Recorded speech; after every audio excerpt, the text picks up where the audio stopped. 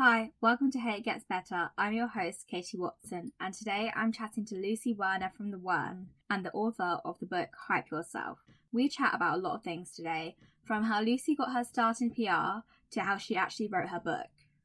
We also talk about what it was like for Lucy in her 20s and how important self-love is. I hope you all enjoy this episode as much as I enjoyed recording it. Thank you so much, Lucy, for being a guest. You were fantastic. And yeah, enjoy. Hi, Lucy. Thank you so much for joining me today. It's a pleasure to have you on Hey It Gets Better. Thank you for having me. It's an honour to be here. So for those of you who haven't seen me hyping about Lucy's book on my story, I'd just like to give Lucy a chance to explain who she is and a little bit about herself. Thank you very much. So, I'm Lucy Werner. I had a book out earlier on this year, January 2020, called Hype Yourself.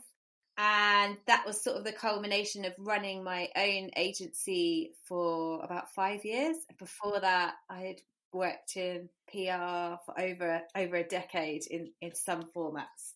And basically my mission now is to try and service as many small business owners and freelancers and entrepreneurs to arm themselves to be able to do their own publicity and not have to spend loads of money on an expensive agency. That's amazing. And I've read your book and it's just fantastic. So anyone out there who's listening and thinking of maybe going into PR or something like that, it's a must read. It's called Hype Yourself, and I'll have a link to buy it on Amazon below in the show notes. So I'm just gonna start straight away with the questions then. Yeah, go for it. So at Hey It Gets Better, we like to talk about the challenges, the ups and downs, and the things that are quite tough in life. So it's like a really broad question, but, what sort of challenges have you faced, thinking back to your early 20s or even to now to get to where you are today? So, when I first got a gig in PR, I was 17. I actually got a work experience gig for a week, and I ended up staying on for the whole summer, and I didn't want to go back to school. Like, I loved it so much. But the founders of the company were like, go to university, get your degree, come back. And when I came back, that company had gone bankrupt and I didn't have any other PR contacts. And I really struggled to find a way in. I did all the things that you shouldn't do. So I sort of sent blanket emails that weren't tailored to loads of PR agencies, nothing tailored or bespoke, just literally hire me, I've got a media degree type thing. And in the end, my first job was actually, it had sort of a bit of PR in it, but it was predominantly kind of marketing a new business for a data intelligence company, which was based in St Albans. So I moved from Kent to St Albans, which, to be honest, I think even after university, moving to a big city like London, if you haven't got any experience of it, it can be quite a scary move. So moving to St Albans was kind of, I guess, a good sort of stepping stone, but it's definitely not got the same cultural landscape as London has to offer. The geek in me really likes data intelligence, and it was definitely good for me to understand. And in a weird way, that kind of knowledge that I learned about customer data and how you use it really served me for a lot of my later jobs and doing my own business now. But I wasn't passionate about it. I didn't dream of doing PR for data and getting clients for Data Intelligence magazine, for example. So then I was sort of just applying for team assistant roles, and I managed to get into an ad agency in the new biz and marketing department, which is quite often where PR sits. So I kind of managed to get a bit of my foot straddling a little bit into PR, but a little bit of new biz and marketing in an ad agency, which was worse paid than the data intelligence job in London. And it was a real baptism by fire. But, it was kind of, that was my first sort of leg up, if you will, into the right direction. And then I moved in-house, and the problem with in-house roles can be, especially if you're interested in a particular niche like PR or marketing or design, is once you've done a year or two of the calendar year, it doesn't change that much. So unless the person above you leaves, your job role's basically the same. And I thrive on like change. I don't really like things to be the same. I get bored. So then I left to join an agency, and I guess that agency was called Eulogy, and that probably is where my PR career really took off.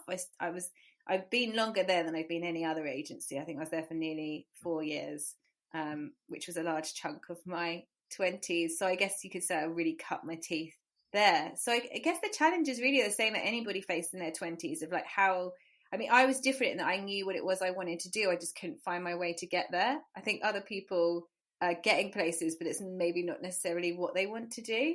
Yeah, I think that can be quite frustrating though, when you know what you want to do and you just can't, get your foot in the door there, because I know that can be really quite infuriating. You want to do this, you can be good at it, you just need someone to give you that chance. And even at the time, I was rushing to get through it. Like, I didn't see the point in all the photocopying and the Excel spreadsheets and the admin and doing all that admin stuff well. And it's come full circle, because I used to really infuriate my old boss in the in-house role I had, from like the typos on spreadsheets or the not doing them neatly. And she always took it that I didn't care, and I just took it that she was furious with me all the time.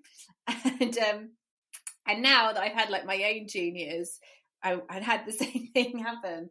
I'm like, oh yeah, it's not that they like don't care, it's just they're rushing to get stuff done, and it's a different thing. And I think there is quite a tendency to rush now, and I think part of that is this social media culture where we see a lot of people making it in their early 20s, and these kind of like 30 under 30s, 35 under 35, like we're all rushing to sort of make it before our 30s. And actually I don't think I mean, sometimes I meet people in the early 20s now, and I'm like, how the hell? Like, I was a complete idiot. Like, at that age, like, all I cared about was, drinking and boys. And probably to my own detriment. Like, I look back now and think, oh, I wish I wasn't like that. But had I not gone through the experience that I got through, I wouldn't be where I am today. So it's a weird thing, but I do think that we're all in a rush to kind of make it, and actually learning your craft and honing those skills is like a 10-year process. I don't think I could have set up my own agency in my mid-20s and not done it, and not to the level of success that it was when I did launch it. I definitely agree with the whole sort of like being in a rush thing. I mean, I feel like when I go on Instagram, everyone's like succeeding in everything they do, and a 30 is like creeping up on me, and it's not even that close. Like, I am 21. It's nowhere near, babe. You're nowhere near.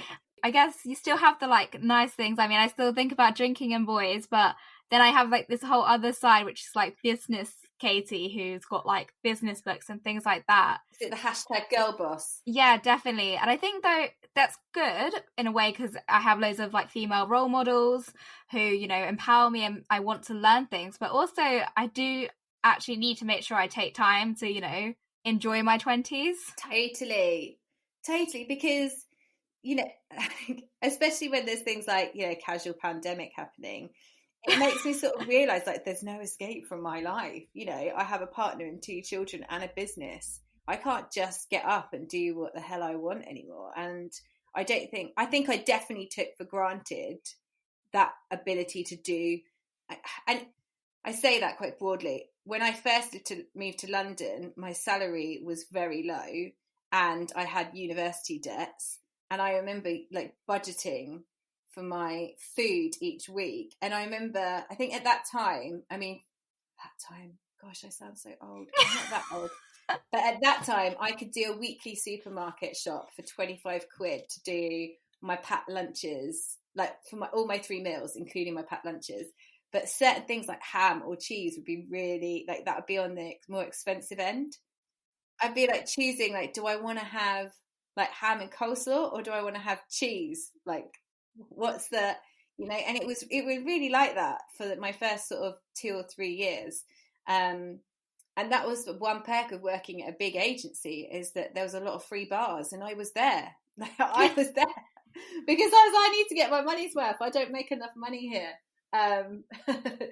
So, when I say you can do whatever you want, I was limited when I say that. Like, I obviously have my budget for going out. I used to be able to go out for 20 quid on a Friday night and get a bottle of wine, and when that finished, I'd get the bus home, and between that and my club entry, that was my £20 done. So yeah, you know, there's all different kinds of challenges, I think, when you're in your 20s. And I think it's also sort of worth caveating that I was also in quite a position of privilege, being a white woman with a degree. So the challenges that I faced, well, you know, I was already ahead in the starting blocks, you know, if you like. Yeah, I think, you know, it is, you have to also, like, you have to sort of remember as well, like, you know, kind of appreciate the privilege you have. Mm-hmm. I'm the same position. I'm a white woman with a degree, and, you know, that probably has helped me a lot. Yeah, and I think it's also what you're taught you're capable of, or what people's expectations are of you. Like, my parents expected me to go to university, so I just did it. Now when I look back, I don't know if I would have done it if they hadn't have wanted me. It wasn't even like a thing. It was like, you're doing this. Like, it just was, you know, expected of me. And I just kind of didn't. I think I would have thought if I hadn't have gone, I would have been letting them down or something. But I don't actually know how much my degree was beneficial to my career in the long term. Yeah, I think that's really interesting as well, because I feel like when you leave university, that's the kind of the first point in your life, really, depending on your background. But certainly for me, it was like, you kind of like, no one has those exact expectations for you. They're not like, you're going to go to university. They're sort of like, you choose your job. Or some people obviously are different, where they, you know, maybe like their parents want them to do a certain career, but you have a lot more choice, I think. Definitely. And it's knowing, you know, what choices to make. I think there's like a pressure not to make a bad decision about your career and stuff, but you can totally change and pivot. 100%.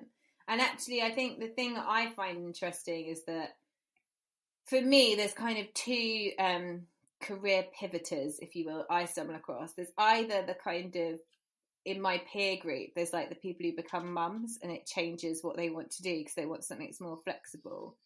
Or it's the people who've been, like, kind of what I did, which was been doing the same career for such a long time, and then you get disillusioned by the company that you're working for and kind of decide that you want to pivot how you do it on your own. Or you get the people who just do something completely different, when they realise that, you know, they don't want to work in finance, that they want to make a food startup or whatever it is.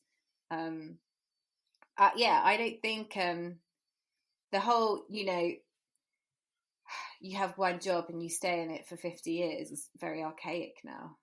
Definitely. And then I think, you know, sometimes the people you get advice from, like, you know, your parents and grandparents, but maybe you don't get advice, you get their opinion. They, you know, come from that time where it was, you know, one job, and that's like, you follow it through. And it's sort of, you know, managing their expectations versus the new reality. And there's exciting things as well. You know, it's not all doom and gloom and struggling to make decisions. No, and some businesses are doing really well, and with what comes with that is like amazing opportunities. And I think particularly for people who want to work in the kind of entrepreneurial space, or maybe with a more scrappy startup company that's going, you know, that isn't that typical 9 to 5 and that has got a more sort of vibrant work environment, there's a lot of businesses out there that are looking for talented individuals, or like people at that junior level. So I think it's, for me, like, some of the best hires I've ever had have been people who've literally contacted me directly and said, you know, and just written to me and said, like, this is why I'd like to work for you, like, work for your company. Here's why my experience isn't relevant, but this is how I think I could apply it to your business. I think that could work for so many other companies. Yeah, that's pretty similar to how I sort of got into my agency job. It's sort of just writing to them and saying, they just say the truth, you know, this is why it would be a good fit. And that's quite a good tip for anyone right now, because I know a lot of people are struggling, especially, you know, just to get that in the door, especially with the recession and everything. I think for me, there's lots of sort of Facebook groups that I'm in, often written by other authors. So I really like Daniel Priestley, who's the author of Key Person of Influence and Entrepreneur Mindset and Oversubscribed. And he has like a Facebook group where there's loads of kind of entrepreneurs and different business owners in there, and I feel like those are sort of the hubs, so the people are looking for, you know, an assistant or an operations like manager type person that maybe, you know, he actually said that if you're looking for someone to like run your operations, that you should go to Starbucks or McDonald's and ask to speak to the manager, and ask whoever's the manager to be your operations manager, because the training there is so good. I actually know a few people who've worked at Starbucks, so they should probably like put that now and like right on the top of their CV.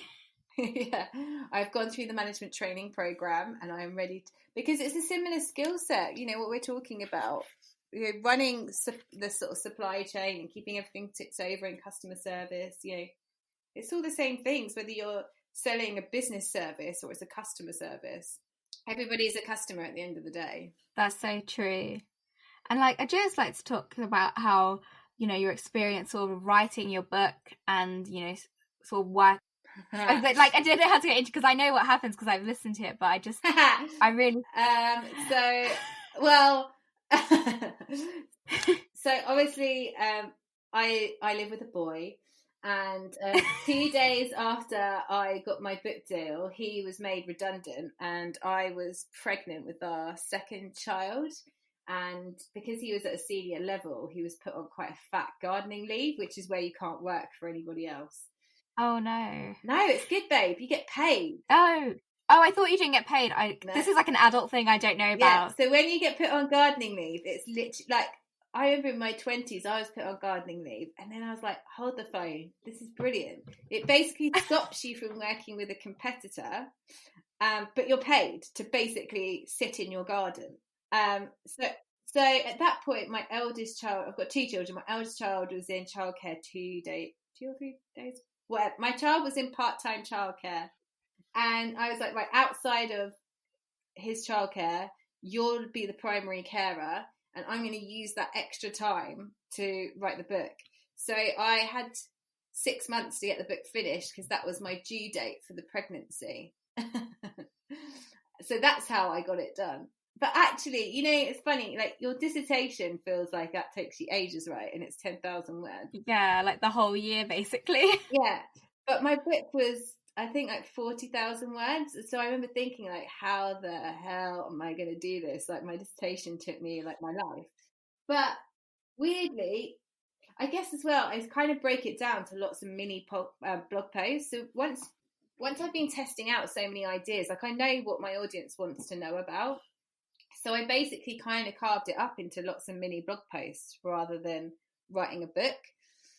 And I knew it was going to be like a workbook type format. So yeah, that's basically how I did it. For me, it's different for every person in their pregnancy, but nothing gets me more motivated than the second trimester, which is like the second 3 month period. The first 3 months is awful, and you just I just wanted to sleep all the time. And then as I was coming out of the end of my first trimester and into like the middle period, I was like, dang, got the book deal. Let's go. Let's get on with it, people. We've got a deadline. So yeah, that's how. It's so good to like hear you talk about working while you're pregnant. I think there's not really enough information available maybe for like my generation about this. I mean, it's not something loads of people think about, but I mean, I know I want to have kids when I'm older, but then I sort of don't know, like, you know, do you step back? And I know it's very personal, but can you still like work when you're pregnant and things like that? And, you know, it's different for every person, you know, and it's the same for how you feel when your baby comes afterwards. And I find I personally really hate a lot of the mummy and parenting advice out there, because either it's really like nobody tells you how hard it is, it's so hard, and they really rang on about the negative, or it's really like, this is how I juggle my life and my baby, blah, blah, blah, blah, blah. And for me, I'm just like, you know what? Some days it's one camp and some days it's the other. Like there's also this thing, like when you become a parent, of whether you do attachment parenting, as in they are attached to you the entire time and you never let them cry, or whether you kind of sleep train them. I mean, these are extreme I'm going to literally get cussed out by so many other mums on here, but I don't think I have that many mums listening. So yeah, hopefully I'll be fine. This is your chance. But there's these two sort of camps, right? There's these two camps. There's sort of like the, come on, just let them get on with it, they'll be fine. And then no, they're so new and fresh, like, comfort them. And and I really like straddle the middle of this. And all the pregnancy advice I was given was terrible. All the advice I was given about how to run a business with a baby was terrible. And actually, how I felt about it was not the same as anybody else that I knew. But all I did know is by the time my second baby came, the Inc. magazine finally had a pregnant CEO on its front cover. And that felt groundbreaking. That was, you have to put it in the show notes. It's the woman who set up the wing in the US. And it was iconic, that front cover. In my own version of this, I did a talk on stage for Courier magazine 2 weeks before I was due to give birth.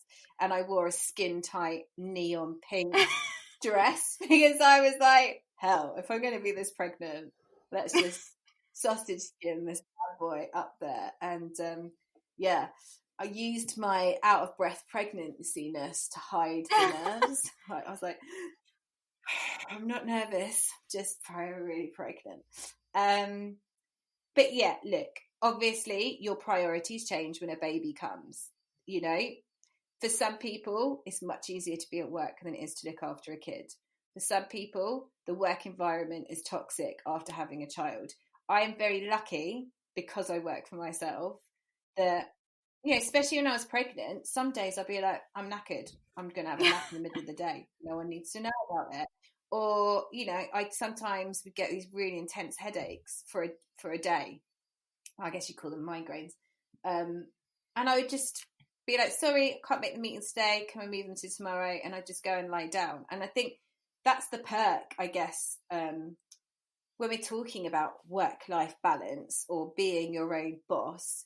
That is the perks. But there's also the other stuff. Like, I'm in my late 30s now. So I'm in that sandwich generation where not only do I have children, but my parents are getting older and they get ill. They've both been ill in the last year. And it never entered my head in my 20s that by my late 30s, I might be looking after dual generation. I thought I'll have my kids and my parents will help me out. Not I'll have my kids and I'll be juggling between my kids and looking after my parents. Didn't even enter my head in my 20s, or probably even in my 30s until it actually happened. But I'm the youngest of three. So, my siblings are in their 40s. So, I don't think they're kind of... I worry about this sort of hashtag mum boss thing almost as much as I worry about the whole girl boss thing. Because I think, well, it's not like that with guys. Like, guys are just entrepreneurs. They're not girl bosses. And guys just run businesses. They're not dad bosses. So why are we... It's great that there's more women out there. Great that there's more young women who are becoming female founders. Great that there's more women who have children who are juggling businesses and children. But the hashtags with them, sometimes I think they're a bit dangerous. Yeah, I think as well it can be like a bit patronising, especially like girl boss. It's like, because how are you supposed to get feel older and get treated more respect and more maturity when you've just got someone saying, oh, you're a girl boss? And it's a bit, I think, we don't need a name for it. You're just you're really good at your job and you're totally doing your industry. Just a boss. Yeah, I think maybe we have to do the other side. We'll just start being like, oh, you're a boy boss, and then everyone will realise how it doesn't work, really. Exactly. Also, congratulations on your engagement. Oh, don't. I just remembered that. I've got two children. So the engagement now is sort of a bit like, oh, it's nice, but it's not all that surprising. I guess. Not going to dramatically change my life. We already live and work together. Just means now we'll probably have a bit of a party. Yeah. I think that's still as well one of those things where, people now, they get engaged a lot more common, like after having children, especially with the cost of weddings. I honestly wasn't that bothered about it. Like, I kind of wanted to be asked because I thought it'd be nice, but I wasn't, my company's my own name. Like, my name's such a huge part of my identity the thought now of like my dad handing my hand over in a church to another man to be like, who gives this woman away? Oh, like, no, it's not for me. And I was never one of those girls that like dreamt of the ring or the dress or anything like that. I like a good party and I like a theme. Yeah, you could have a themed wedding. And I think as well, I've only seen it through the screen, but you guys are a really great team, and that's kind of shown by how amazing your company is. Yeah, thank you. I mean, you don't see, you see like what I put on social, so it's obviously a very manicured, filtered that you're seeing of our lives. But thank you. But yeah, like I was saying, you know, your life changes. You go through sort of like different stages, and it's sort of nice to hear the different ways people before you have dealt with those changes, such as, you know, well, being engaged, being pregnant. But it's just, you don't really hear about that stuff quite a lot. Lots of people will just talk about the successes of it, or like they glorify it in certain ways, and it's good to hear. I think, you know, I guess there's two things really. One is in my 20s, I had really, really low self-esteem. Like I wasn't somebody that would say that I even liked myself, let alone loved myself. So that really did come into play. And probably, like, all joking aside, when I was like, oh, the drinks and boys thing, that was my way to try and sort of get that external validation for myself, rather than me actually doing some inward looking work at myself, which I probably also, what comes with advancing in your career is having more money. So then you can afford to spend money on therapy or yoga or mindfulness or whatever it is that you need to spend on yourself to make yourself feel good and to have a bit of self-love, because these things aren't that affordable when you've just come out of university and you've got huge debts and you're trying to find your path.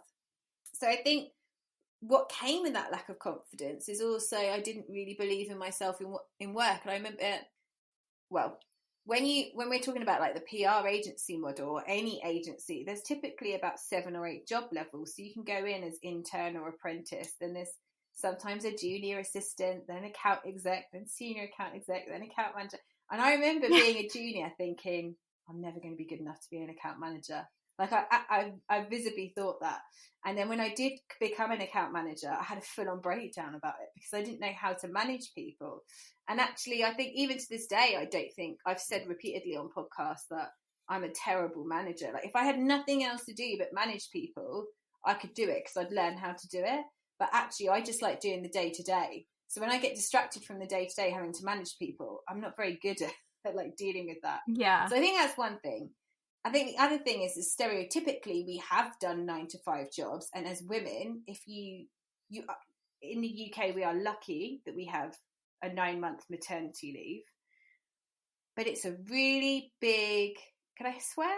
Is this a swearing? Yeah, go for it. It's a head fuck to go from working full time to suddenly being off work full time for 9 months and then back at work either full or part time. Like that is quite a heavy transition. When I was pregnant, I spent a lot of the first trimester, the first 3 months, sleeping at home a lot and took my foot off the gas. Then I ramped it right up in those middle 3 months. And then by the final sort of 3 months, I was winding down. I definitely wasn't winding down as much as I should have been. But I wasn't doing like crazy hours. I was maybe working every day, but maybe only for a few hours each day. And by the end, I was kind of doing stuff like popping into central London for a coffee and a podcast interview. It wasn't really, yes, it was work, but it was like stuff that I liked doing. I like doing like nice work, stuff I like doing. But so for me, with both my children, it wasn't like I went from working obscene hours to then being a mum. Also, because I ran my own business, I kind of had kept my foot in the door, and I was lucky, and I say that in inverted commas because there's obviously other stuff that happened with my second child that you've probably heard about on other podcasts. But typically both of my children for the first 3 months did sleep a lot during the day. When they sleep a lot during the day, there's not a lot else to do, and you've got this brain working and you want to use it. I actually think, for me personally, and again, this is all comes down to individual experience, because I've had some people who tell me like the first 3 months are the worst, and then I've had other people who are like the first 3 months is the best because that's when they sleep, and then once they start to move and crawl and you can't do anything and they're awake all the time, that's when it gets hard. For me personally, the first few months I was able to actually still kind of do a bit more work, and actually even with both of my children, by sort of 6 months I was kind of like really on half the time and off half the time, whereas when they were first born I was maybe on a little bit each day. I think they'll hear this in the future and they'll be like, see, we slept so you could work, Mum. That's like exactly what we did. But that comes from like, it all comes back to your own childhood though, because with like my parents and Adrianne's parents, we both had experiences of parents that were aspirational, worked really hard, and they weren't around. So for us it was like, we want to be around. That's why Adrian didn't take a job and he ended up joining my company, because we were like, well, he's not going to qualify for paternity leave elsewhere. They're going to be little for so long. Like, let's make the most of it. I really love that. Like, kind of like a lot of the advice and things that have come from this is sort of like, you remind a lot about how, it's personal to everyone's situation. My way is not necessarily going to be your way, but I guess the only takeout you could take from that is to find the way that makes you happy and do it that way and screw everybody else. Yeah. I think that comes as well with like everything in life. It's not just your career and, whether, your kind of like social life or your families, and like, it's all of it really. Because, your own personal situation, like no one is identical to you. And you have to kind of just, do what you want and screw everyone else. There's also the perk of having a French man. I was sat there the other day with like three of the other. We have like this kind of what I call the Franglais family, where it's like the three French guys and their girlfriends, or like wives, or whatever you want to call us. And we were sat there, and like one guy had like whipped up a couple of quiches, the other one had like whipped up a pudding, the other one had got like champagne and French cheeses, and we were like, can you ever imagine going to like an English guy's house and all the different English guys like whipping together some baked goods and some like a fine cheese selection? And I was like, there's just something quite nice about continental men preparing food. And we were just sort of sat there laughing as we were just basically sat there as the women, like letting the guys faff around the children and the food. And I was like, it's not, when I was growing up, I never saw that. Like I never saw that. And I didn't, even with some of like my guy mates now, I feel like as soon as they come round, they're like my sons, and I'm like clearing up after them. And, even if they're like, can I make a sandwich? I'm still sort of like wiping down the counter after them somehow. And so I think, it's also, if you have an idea of the sort of life that you want for yourself, it's also choosing a partner that's going to fit into that. Adrian's quite modern in his way of thinking, and he's quite happy for me to sometimes take the lead. Right now, he's probably, in inverted commas, taking the lead behind the scenes in terms of workload. But it could be either of us at any time, and it has been either of us at any time. And I think that's quite I hope that by the time it's your generation, that's just the norm. Whereas, we had somebody came to work on our drains, and he's also got a kid. I was like, oh, does your partner get up in the night with a kid? And I was like, yeah, of course he does. It's 2020. And he was like, oh, I think I need to tell your fella how to man up. Oh, no. And I was like, oh, no, I don't want to be married to you. And it's...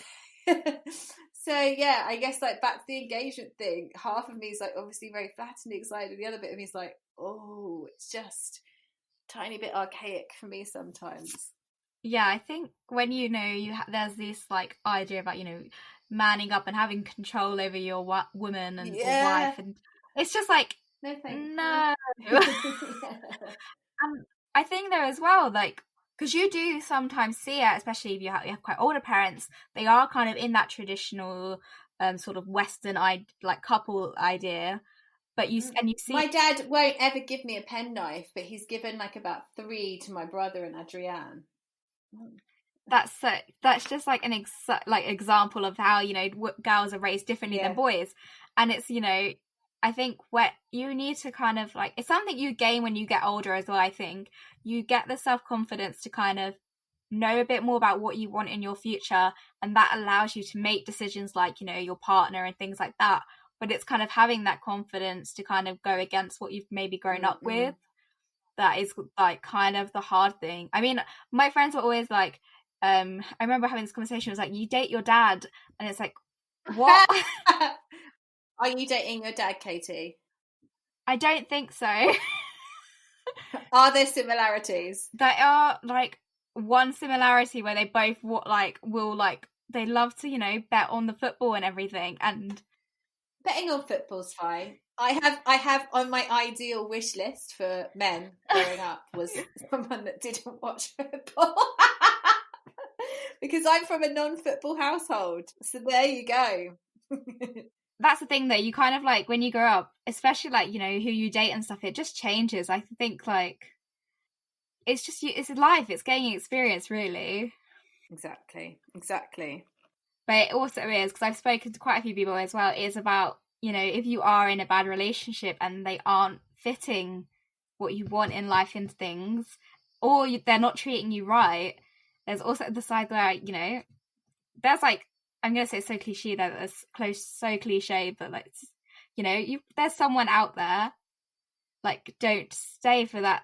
You know what the hard bit about that is that actually that's about your how much you love yourself rather than about the person that you pick. And I think I've only got that from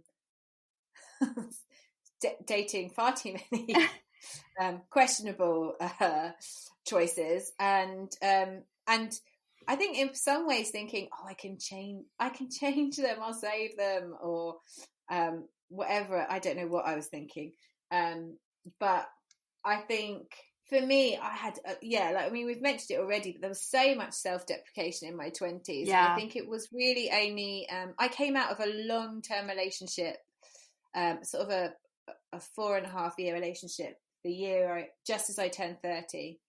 And I remember turning 30 and thinking, shit, like, I was supposed to be with the one by now. I thought I'd have a baby by now. This is not how I imagined my life to be. And kind of ricocheted straight out of that. It was a very lovely relationship. It broke up really amicably. We basically were just best mates, and it was like, this is ridiculous. Yeah, I'm going to end up having an affair with the gardener if I stay with him, type of thing.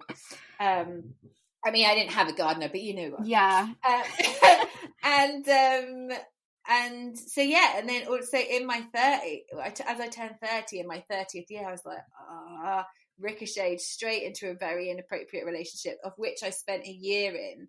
And that person and I, like, we clashed, and it was literally nothing good that came out of that relationship. And I had a homeopath and a therapist at the time. And I remember sort of seeing both of them and talking about that relationship. And I could see them sort of looking at me being like, you know, like when you go for really expensive therapy or coaching, they don't. What is a homeopath?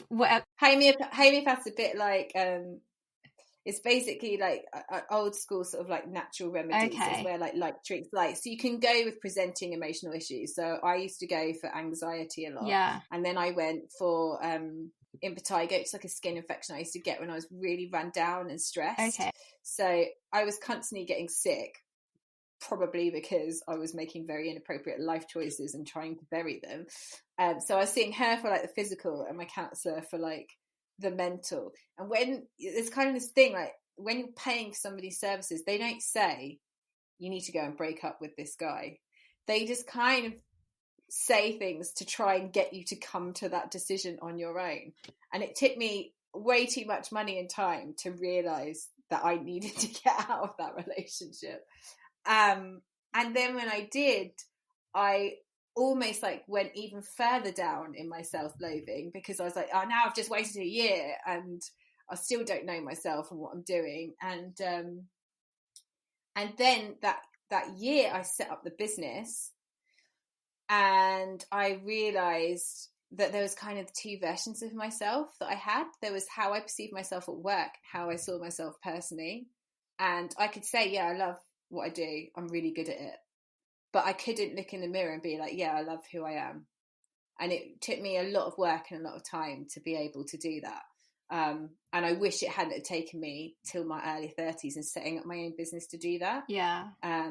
But setting up the company gave me that headspace, I guess. I was working locally, you know, I didn't have the same kind of commute, I had a lot more time. I took 5 holidays the first year I worked for myself. Yeah, I really kind of got to do a lot of work on myself that I wish I'd done when I was younger. So when it comes to poor choices in men, it's sort of like you got to fall in love with yourself first. It sounds so cliche, but that is my biggest lesson, I guess, that I would pass on to anybody. Yeah, I hope this doesn't sound sad, but like, how do you, because I think a lot of people experience that. Even I experience those moments where I don't like myself, and it's quite hard to those moments of realization. And like, how did you get is that anything other than starting like your own business? Because I don't think I could just do that spontaneously. But how can you like yourself a little bit more? I think, you know, when you start to look at why you don't look at yourself, like everything's rooted in childhood, always. You know, there's always something there's always, you know, psychologically it is. That's what it all comes down to. We all, as humans, have a desire to be loved and nurtured. So maybe it was a passing remark by a family member at a function, or you were picked on at school, or you didn't fit in, or you didn't fit in at home, you didn't fit in at university, like whatever it is, you know, or you've gone through some trauma that people around you don't understand. You know, there's so many reasons that can make us all, you know, I'm only scratching the surface here of things that can make us like not even love ourselves. So I definitely don't think I'm well versed to educate on that, but I would say it's all the kind of cliche things. So for me, I took a lot of solace in reading. So there's a book called The Art of Happiness, which is by the Dalai Lama. It's quite an old school one. There's another one called The Four Agreements. You know, I think there's so much more literature out there than there was before. But for me, it's like trying to get into feelings of gratitude, trying to journal things that you're happy for, because when you're in that negative mindset, you can only see the negative. So I would try and get into habitual routines. So for me, when I'm brushing my teeth or when I'm in the shower washing my hair, I try and challenge myself to say 10 things that I'm looking forward to that day, or 10 things that I was happy about yesterday. I don't always have the strict routine of what the 10 things are. I just try to make them quite positive.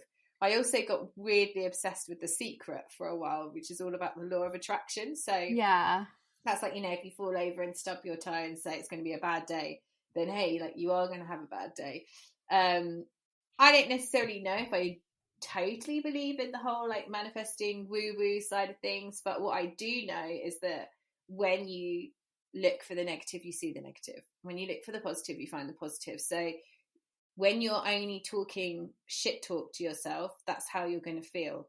So you have to start talking kindly to yourself and recognizing the things about you that are good.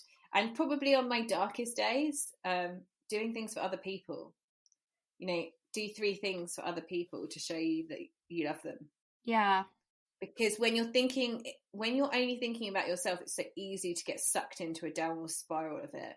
When you're doing things for others, it takes you away from your own environment, you know? Yeah, that's really good. And I think as well, it helps us when you do things for other people, you also kind of think, you know, would you treat someone else this way you treat yourself? And often the answer is no, because you wouldn't treat anyone else like how you're treating yourself. And I mean, like, it's one of those things as well. I will say, though, it's harder in practice than it is to say. Oh, yeah. Everything is. But then if it was easy, they'd all be doing it, right? That is so true. So just before we finish up today, I'm going to end the way I end every episode with sort of like, what advice, you've probably covered it already because this has been a great episode, or what advice would you give to someone who's in like that slump right now and they're just feeling like it isn't going to get better for them? What would you say to them? Pivot. Yeah, I think but you know what it is that I've gone through, as you know, I've gone through a lot of personal trauma in the last year, from my child being sick to my parents being sick, to not knowing where money's coming from, to coming out of that, seeing the light at the end of the tunnel, and then the pandemic hitting. And what comes with that is your resilience being tested, and it's really, it's hard to stand up and go, I'm going to keep taking a step forward. But on my darkest days in the last year, I was like, all you need to do today is take a walk, eat 3 decent meals, and sleep. So on your bad days, as long as you're getting those 3 things done, like you exercise and you eat and you sleep, like then you're in the right mindset to start, moving forwards. But if you don't look after yourself, you can't move forwards with those things. So in order to be able to adapt and evolve, you have to be nourishing yourself. Thank you so much to everyone who listens today. I really hope you enjoyed today's episode. And if you do enjoy Hey It Gets Better, then please share it with your friends and follow us on Instagram at Hey It Gets Better. I hope you all have an amazing week. And remember, hey, it gets better.